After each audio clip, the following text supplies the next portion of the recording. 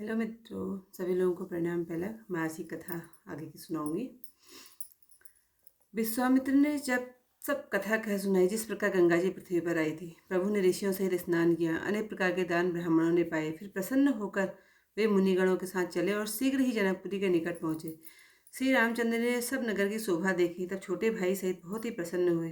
अनेक बावली, कुएं, नदी और तालाबों में अमृत के समान जल भरा है और मणियों की सीढ़ियां भरी हैं।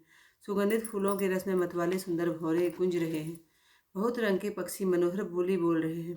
रंग रंग के कमल खिल रहे हैं। तीनों प्रकार की शीतल मंद सुगंध पवन सुगंधित वायु सबको सुख देने वाली बह रही है। फुलवाड़ी, बाग और वन नगर के चारों ओर शोभा दे रहे हैं। उनमें भांति भांति के पक्षी अनेक अपने घोंसले बनाकर वास कर रहे हैं। सुंदर कोमल पत्ते निकल रहे हैं। नगर की शोभा को वर्णन नहीं करते नहीं बनता। जहाँ मन जाता है वहीं लुभा जाता है। बहुत सुंदर बाजार और बड़ी विचित्र मणियों से जड़ित अटारियां हैं, मानो ब्रह्मा ने उन्हें अपने हाथों से बनाया हो। कुबेर के समान धनी व्यापारी सब प्रकार की वस्तुएं लेकर बैठे हैं। चौक और सुहावनी गलियां सदा सुगंधित रहती हैं। सबके घर घर घर मंगलमय और ऐसे चित्र हैं जैसे उन्हें कामदेव रूपी चित्रकार ने चित्रित किया है। नगर के सब स्त्री पुरुष सुंदर, पवित्र, बड़े सज्जन, धर्मात्मा, ज्ञानवान और गुणवान हैं।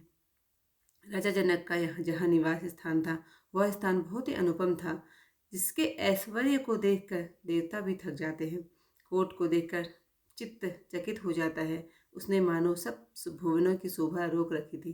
उज्जवल महलों में सुंदर मणि जड़ित सोने के भांति भांति के पर्दे लगे थे। सीता जी का निवास भवन तो बहुत ही सुहावना था। उसकी शोभा कैसे कही जा सकती है। महलों के सब दरवाजे बहुत ही सुंदर थे। उनमें हीरों से जड़े हुए किवाड़ लगे थे। वहाँ नट, माधव और भाटों की बड़ी भीड़ लगी थी। बहुत बड़ी घुड़सालें तथा गजशालाएं बनी हुई थी, जिनमें सदैव घोड़े, हाथी, रथ भरे रहते थे। बहुत से शूरवीर मंत्री और सेनापति थे। उन सबके महल भी राजभवन के समान ही थे। नगर के बाहर तालाब और नदियों के समीप जहाँ तहाँ अनेक राजा लोग उतरे हुए थे। एक सुंदर सब भांति की सुविधापूर्ण और सुहावने आम के बगीचे को देखकर विश्वामित्र जी ने कहा, हे सुजान रामचंद्र जी, मेरा मन कहता है कि यहीं ठहरा जाए। बहुत अच्छा स्वामी, कहकर कृपानिधान श्री रामचंद्र जी मुनिगणों सहित वहीं उतरे। महामुनि विश्वामित्र जी आए, यह राजा जनक ने सुना।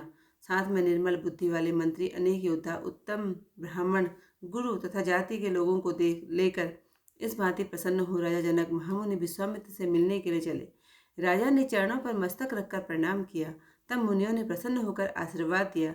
फिर राजा ने सब ब्राह्मणों को आदर पूर्वक प्रणाम किया और अपने भाग्य को बड़ा जानकर प्रसन्न हुए। विश्वामित्र जी ने बार बार कुशल पूर्वक राजा को बिठाया। उसी समय दोनों भाई भी आ गए, जो फुलवारी देखने गए थे।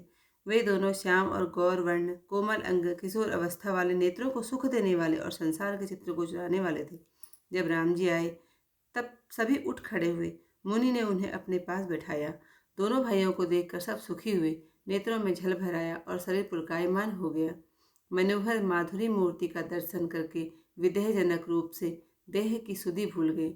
अपने मन को प्रेम में मग्न जानकर ज्ञान का आश्रय लेकर राजा जनक मुनि को प्रणाम करके गदगद और गंभीर वाणी से बोले। इससे आगे की हिंदी कथा कल को पढ़ूंगी। अभी चौपाई भी पढ़नी है, चौपाई पढ़ती हूँ। गाधी सुनो सब कथा सुनाई, यही प्रकार सुरसरी मही आई। तब प्रभु ऋषि न समेत नहाए, विविध दान मही देवन ही पाए। हरस चले मुनि वृंद सहाया, वेगी विदेह नगर नियर आया। पुर रम्यता राम जब देखी, हर से अनुज समेत विशेषी। वापी कूप सरिस सरनाना, सलिल सुधा समनि सोपाना।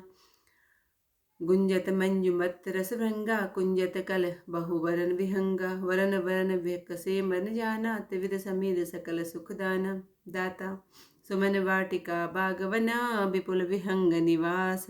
फुलत फलत सुपल्लवत शोभत पुर चहुपास। वनैन वर्णत नगर निकाई, जहाँ जाए मन तहै लुभाई। चारु बजारु विचित्र अंबारी, मणिमय विधि जनु स्वकर संवारी। धनिक वनिक वर धन दसमाना, बैठे सकल वस्तु ले आना। चौहट सुंदर गली सुहाई, संतत रहई सुगंध सिंचाई।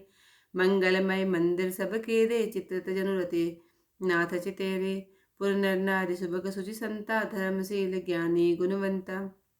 अति अनूप जहाँ जनक निवासो, विथ कही विबुध विलोक विलासो। होत चकित चितकोट विलोकी, सकल भुवन शोभा जन रोकी। धवल धाम मणि पुरट पटा, सुघटित नाना भांति। से निवास सुंदर सदना, शोभा किमि कही जाति। स्वर्ग द्वार सब कुलिस कपाटा, भूप वीर नट माघत भाटा। बनि विशाल बाजी गजशाला, है गए रथ संकुल सब काला। सुर सचिव सेन बहुतेरे, निपग्रह सरिस सतर सब केरे। पुरबाहेर सरसरित समीपा, उतरे जहत विपुल महीपा। देखि अनूप सब एक अवराई, सब सुपास सब भांति सुहाई। कौशिक कहे मोर मनु माना, यहाँ रहे रघुवीर सुजाना। भले नाथ कहीं कृपा निकेता, उतरे ता मुनिविंद समेता। विश्वामित्र महामुनि आए, समाचार मिथिलापति पाए। संग सचिव सुचि भूरी भट, विसुरवर गुरु ज्ञाति। चले मिलन मुनि नायक हे, मुनि फिराओ ए भांति। किन प्रणाम चरण धरि माता, दीनि अशेष मुदित मुनिनाथा। विप्रबंध सब आदर वंदे, जाने भाग्य बड़े राहो अनंदे। कुशल प्रश्न कही बारहि बारा, विश्वामित्र निपहि बैठारा। ते अवसर आए दो भाई, गए रहे देखन फुलवाए। श्याम गौर मृदु वयस किशोरा, लोचन सुखद विसुचित जोरा। उठे सकल सब जब रघुपति आए, विश्वामित्र निकट बैठाए। भये सब सुखी देखि दो भ्राता, बारी विलोचन पुलकित गाथा। मूर्ति मधुर मनोहर देखी, भयहु विदेहु विदेहु विशेषी। प्रेम मगन मनु जानि नृपा, करि विवेक धरि धीरा। बोले मुनि पद नाहि सिरु, गद गद गिरा गंभीर सिया। बलि रामचंद्र पद जय शरणम, शंकर हरि ओम जय जय सिया राम। मंगल अभवन अमंगल हारी, उमा सहित जय जपत मुरारी। इतिहास का अध्याय समाप्त। कल को इससे आगे के चौपाई के साथ आपसे मिलते हैं। धन्यवाद।